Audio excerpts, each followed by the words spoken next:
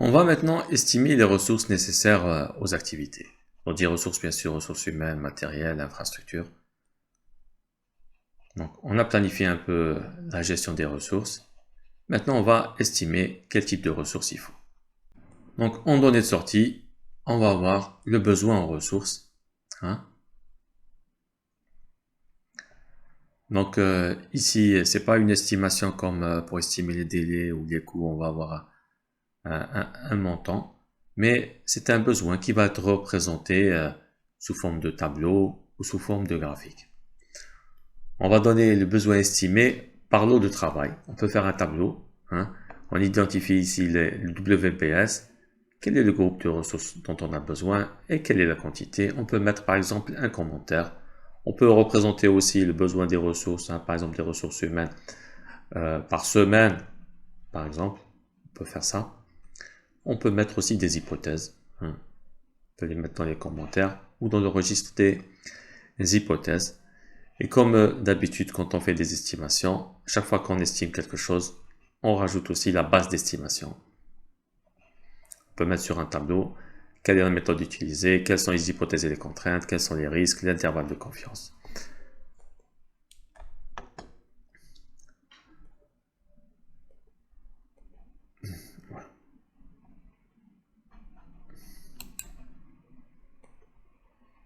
En sortie, on peut avoir aussi l'organigramme des ressources, comme ce qu'on avait vu, le RBS, Resource Breakdown Structure, c'est le découpage par ressources. Donc ici, par exemple, le personnel, les matières, les équipements. Comme ça, le chef de projet et son équipe pourront voir d'un seul coup d'œil l'ensemble des ressources qu'il a sur le projet.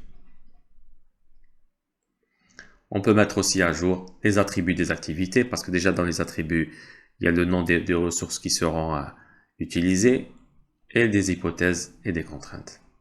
Les hypothèses, des fois, que la ressource soit disponible à temps, parce qu'elle travaille déjà peut-être sur un autre projet. Et on rajoute, comme dans toutes les estimations, comme tous les processus d'estimation, il y a un retour, il y a une mise à jour du registre des retours d'expérience. Comment s'est passé notre estimation, ce qui s'est bien passé, ce qu'on n'a pas bien su faire, pour essayer de capitaliser. Donc ce processus a pour objectif d'évaluer le besoin en ressources en termes de quel type de ressources, la quantité, les caractéristiques de la ressource. Et les éléments importants, c'est qu'il faut être très coordonné avec les autres processus, comme estimer les coûts par exemple. Il y a un lien étroit entre estimer les coûts et les ressources. Si on prend des ressources qui font exploser le budget, c'est sûr qu'il faudra revoir notre façon de faire ou bien obtenir un budget. Si le budget est inscrit dans la charte, ça va être plus difficile un peu de modifier la charte. Donc, le processus estimer les ressources va nous donner des besoins et des estimations et un organigramme de ressources, l'ensemble des ressources. On peut mettre à jour des documents. L'ensemble de ces éléments font partie des documents du projet. Donc, pour générer ces données de sortie, forcément, on a besoin du plan qu'on avait élaboré dans le processus précédent avec des éléments qui sont liés au périmètre. On peut modifier les attributs des activités en mettant le profil ou le nom des ressources. Et on a besoin de la liste des activités, des hypothèses, des estimations des coûts, bien sûr.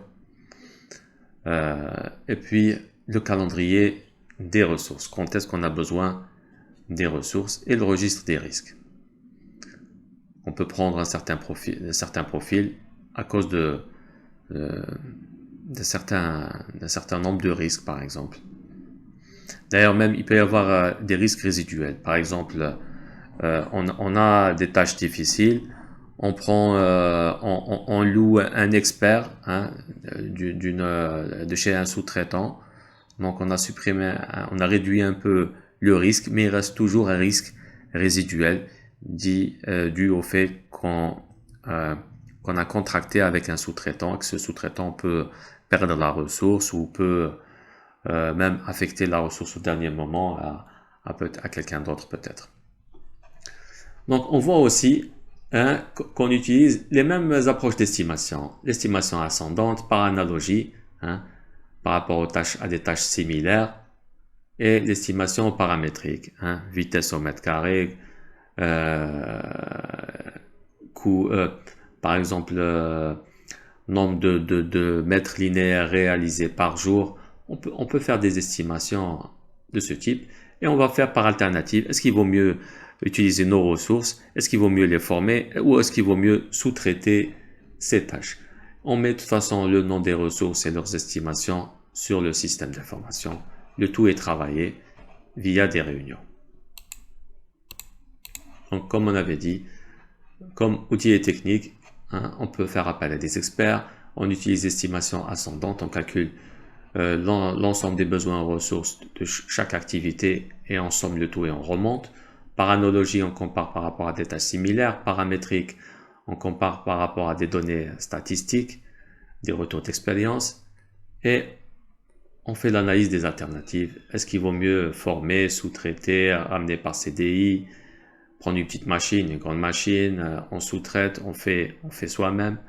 On utilise le système d'information pour enregistrer les informations, pour enregistrer les profils. C'est plus facile après de faire la somme, par exemple, une fois qu'on rajoute des profils, on leur ajoute le coût horaire. Tout de suite, on aura l'estimation des coûts du projet. On travaille ça via des réunions.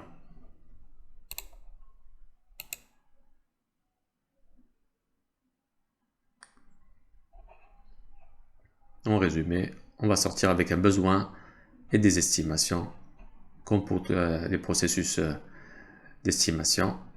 Et on peut sortir en plus avec un organigramme des ressources.